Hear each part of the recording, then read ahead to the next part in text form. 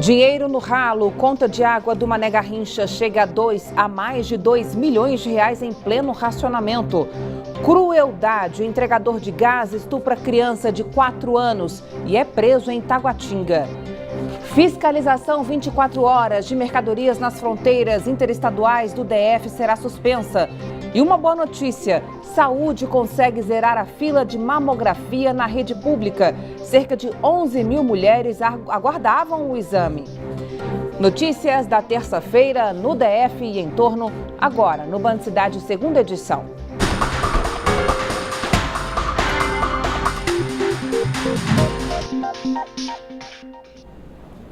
Olá, boa noite para você, seja muito bem-vindo. Finalmente, a Secretaria de Saúde conseguiu zerar a fila de mamografia. Cerca de 11 mil mulheres aguardavam pelo exame na rede pública. Quem precisar do atendimento pode procurar uma unidade médica. A boa notícia foi divulgada nesta terça pela Secretaria de Saúde. Nós zeramos essa fila esta semana, não há nenhuma mulher aguardando regulação para mamografia.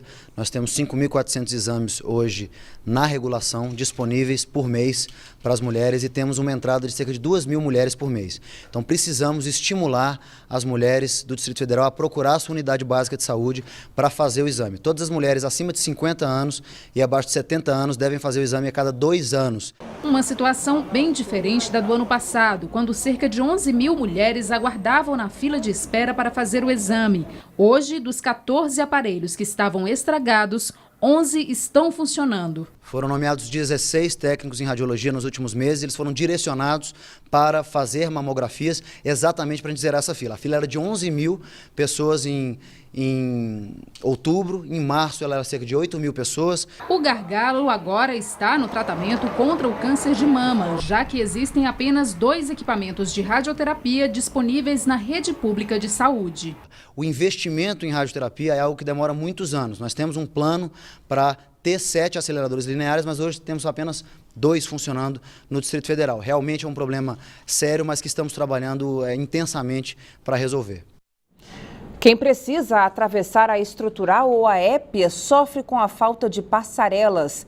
3 novas estruturas para os pedestres já poderiam estar em construção.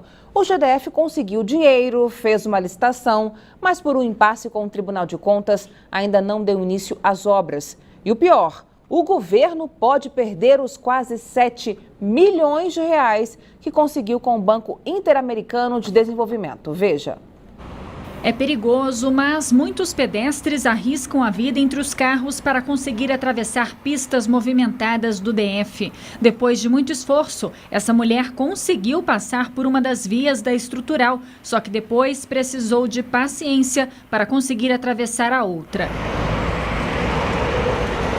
E essa é a situação que a Inaira encara todo santo dia. Em diversos pontos da estrutural não há passarelas. Todo dia a mesma coisa, todo dia eu atravesso aqui e demora, tem vezes que eu fico ali uns 10, 15 minutos esperando. E o medo, como é que fica? Tem que passar por cima, tem que trabalhar, né? Uma passarela cairia bem aqui? Sim, seria maravilhoso. Mas isso pode mudar para quem passa por aqui e também pela épia. Isso porque 3 novas passarelas devem ser construídas nessas regiões. A Secretaria de Mobilidade fez uma licitação e a empresa vencedora já foi definida. O problema é que a segunda colocada recorreu ao Tribunal de Contas do DF, questionando o processo. O tribunal concedeu uma medida cautelar e o contrato foi suspenso. Só que em abril, uma desembargadora autorizou a execução das obras. Mas até agora nada foi feito. Com o impasse e o descumprimento dos prazos do empréstimo feito com o Banco Interamericano de Desenvolvimento, o GDF pode perder os cerca de 7 milhões de reais destinados às construções. O contrato foi prorrogado para outubro e, se as obras não começarem, o governo terá que pedir um novo prazo. Para este especialista em trânsito, é bom que o GDF corra, já que a construção de passarelas garante a segurança de todos. Numa via dessa que eu estou a 80 km por hora, qualquer acidente com pedestre é fatal. A chance de sobrevivência é 0. Então ele precisa ser deslocado da via. E a passarela é o melhor para manter tanto a fluidez da via quanto à segurança, a passarela é a melhor solução. A Secretaria de Mobilidade informou que não fez parte do processo judicial, já que foi a empresa segunda colocada na licitação que recorreu ao Tribunal de Contas do DF. E a decisão da desembargadora que autorizou a execução das obras foi uma resposta a um pedido da empresa que venceu o processo, a Engemil Engenharia. A Secretaria está aguardando uma autorização oficial do Tribunal de Contas para dar início às construções. A Polícia Civil vai fazer a reconstituição dos fatos que levaram à morte do motorista da Caixa Econômica Federal na última sexta-feira. Luiz Cláudio Rodrigues foi preso por embriaguez e encontrado enforcado dentro de uma cela na delegacia de Sobradinho. A família dele não acredita na hipótese de suicídio. O laudo preliminar do IML revelou que ele morreu por asfixia. Os investigadores da Polícia Civil vão reconstituir os últimos momentos de Luiz Cláudio Rodrigues, desde que ele deixou um bar, bateu no carro de um policial militar e a morte dele dentro de uma delegacia de Sobradinho. Ontem, o laudo preliminar do IML apontou que a morte do motorista da Caixa ocorreu em decorrência de asfixia secundária a enforcamento. O caso ganhou o reforço do Ministério Público e a Ordem dos Advogados do Brasil do Distrito Federal, que cobram respostas. O fato é que isso merece sim um esclarecimento e diante até da polêmica e do apelo que a família tem feito e de seu advogado também. Caio, como era conhecido entre os amigos, foi encontrado morto dentro de uma cela da delegacia, depois de ser preso por embriaguez ao volante na última sexta-feira. A polícia acredita em suicídio, mas a família não. Ele estava totalmente embriagado, faria isso? Faria isso? É por onde eu questiono tanto a polícia militar, questiono a Polícia Civil, também questiono a Corregedoria da Polícia Civil e a Secretaria. Tem alguma coisa estranha nisso. A família do motorista pede por esclarecimentos e justiça e reclama da falta de segurança e teme pela impunidade. Quero que os fatos sejam esclarecidos com a maior brevidade possível, porque a morosidade gera impunidade. O Detran vai intensificar a fiscalização de motos nas ruas do Distrito Federal. Isso porque cerca de 30% de todos os acidentes fatais de trânsito foram com motociclistas. O rastro de sangue e destroços mostram a gravidade de mais um acidente de moto no Distrito Federal. Esse ocorreu na BR-020 e o motociclista ficou em estado grave. Tem se tornado cada vez mais comum ver essa cena aqui na capital. No primeiro semestre deste ano, 36 motociclistas perderam a vida nas pistas do Distrito Federal. No mesmo período do ano passado, foram 47 mortes. O número diminuiu. O risco? Não. Pelas contas do Detran, as motos são apenas 11% da frota da capital. E mesmo assim, elas representam mais de 30% dos acidentes fatais registrados pelo departamento. Atualmente, são cerca de 190 mil motos circulando no trânsito do DF. O diretor-geral do Detran promete trabalhos integrados para tentar diminuir os números de acidentes com motos. Aumentar a fiscalização dos motociclistas é um deles. É uma ação dioturna que acontece todos os dias da semana, busca diminuir o número de motociclistas envolvidos em acidente de trânsito, uma vez que a moto aí representa 1/3 dos acidentes graves no Distrito Federal. Para conscientizar os motociclistas, o Detran oferece cursos de direção defensiva de graça. Justamente para promover e motivar essas pessoas a estarem fazendo constante capacitação, trabalhando na direção defensiva, né, ensinando esses motociclistas a protegerem e não se envolverem em acidente de trânsito. Tem trabalhado também essa questão de educação. O presidente do Sindicato dos Motociclistas reforça que campanhas educativas também são necessárias. Ainda destaca que é preciso mais respeito entre todas as partes para reverter esse cenário. Respeito é tudo, falta o respeito de todas as partes, não só do motorista, como do motociclista, como do ciclista, como do pedestre. A gente tinha que trazer uma paz dentro do trânsito. Como é que você traz uma paz dentro do trânsito, sendo que você não tem umas campanhas educativas? Educativa, não punitiva, né? Educativa. Educa primeiro, depois você pune. E olha, mais dados preocupantes. O número de motoristas flagrados com a carteira de habilitação suspensa ou cassada triplicou no primeiro semestre deste ano, se comparado com 2016. Foram 603 autuações de janeiro a julho deste ano. No ano passado foram flagrados 185 motoristas dirigindo irregularmente nas pistas do DF. Só lembrando que dirigir com a habilitação suspensa é crime. O motorista é multado em R$ 800, recebe 20 pontos na carteira, além de ficar 2 anos proibido de dirigir. O entregador de gás foi preso em flagrante nesta segunda-feira, acusado de estuprar uma menina de 4 anos. João José da Costa, de 36 anos, teria pedido para usar o banheiro da casa. Ele aproveitou o momento em que a avó da criança não estava por perto para praticar o crime. De acordo com as investigações, o estupro aconteceu por volta de 11 horas da manhã na QNL 24, em Taguatinga. O acusado já tinha passagem por estupro cometido contra uma criança também de 4 anos em 2006 e estava em liberdade condicional. A polícia encontrou vídeos e imagens pornográficas de crianças no celular dele. Se condenado, o homem pode pegar até 20 anos de prisão. Na quinta-feira passada, o Congresso Nacional aprovou a abertura de crédito suplementar no valor de R$ 102 milhões para que a Polícia Federal retome a impressão de passaportes. Mas os parlamentares se esqueceram de um detalhe importante. Não enviaram o projeto de lei para o Palácio do Planalto e, por isso, a proposta ainda não foi sancionada pelo presidente Michel Temer. A Juliana Cury está aqui ao vivo e tem mais informações para a gente. Juliana, boa noite para você. Já foi resolvido isso aí?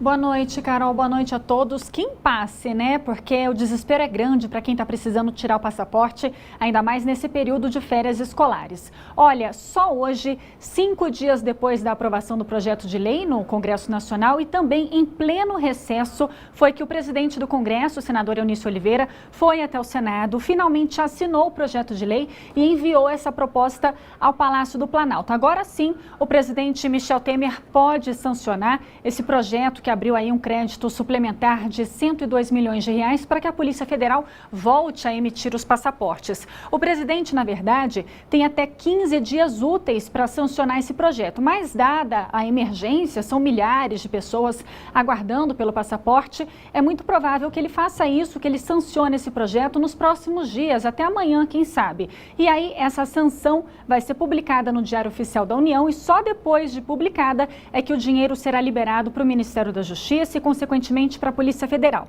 Ou seja, o caminho ainda é meio burocrático. Lembrando que a Polícia Federal suspendeu a impressão de passaportes no dia 27 de junho, alegando falta de recursos. Muitas pessoas foram prejudicadas, Carol, porque, para se ter uma ideia, são cerca de 8 mil atendimentos por dia para tirar o passaporte.